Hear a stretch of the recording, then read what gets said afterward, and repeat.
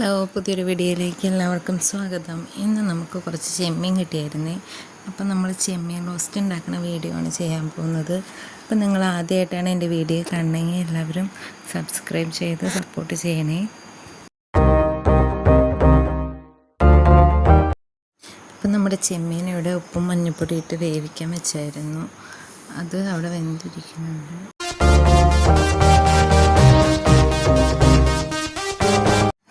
അതിനുശേഷം കുറച്ച് സവാളയും ഇഞ്ചി, വെളുത്തുള്ളി, പച്ചമുളക്, കറിവേപ്പില ഇതൊക്കെ ഇട്ടിട്ട് നല്ലപോലെ വഴറ്റിയെടുക്കുക. അത് വഴണ്ട് കഴിയുമ്പോഴത്തേനും അതിനകത്തോട്ട് കുറച്ച് തക്കാളി ഇട്ട് കൊടുക്കുക. തക്കാളി നല്ലപോലെ വഴണ്ട് കഴിയുമ്പോൾ അതിനുശേഷം കുറച്ച് മല്ലിപ്പൊടിയും മുളക് പൊടിയും നമ്മൾ വേറെ ചൂടാക്കി വെച്ചതാണ്. അത് അതിനകത്തോട്ട് ഇട്ട് കൊടുത്തിട്ട് നല്ലപോലെ ഇളക്കുക. അതിനുശേഷം കുറച്ച് മീറ്റ് മസാലയും കൂടി ഇട്ട് കൊടുത്തിട്ട് നമുക്ക് മസാല ഉള്ളിൽ നല്ല പിടിക്കണ വരെ ഇട്ടിട്ട് നല്ല ഇളക്കിക്കൊണ്ടിരിക്കുക. അങ്ങനെ നമ്മുടെ മസാലയുടെ പച്ചമണമൊക്കെ മാറി നല്ല മുരിഞ്ഞ് കഴിയുമ്പോഴത്തേനും നമുക്കതിനകത്തോട്ട് നമ്മുടെ ചെമ്മീൻ ഇട്ട് കൊടുക്കാം. ചെമ്മീൻ ഇട്ട് കൊടുത്തിട്ട് ചെമ്മീനകത്തോട്ട് അതിൻ്റെ മസാലയൊക്കെ നല്ലപോലെ പിടിക്കണം.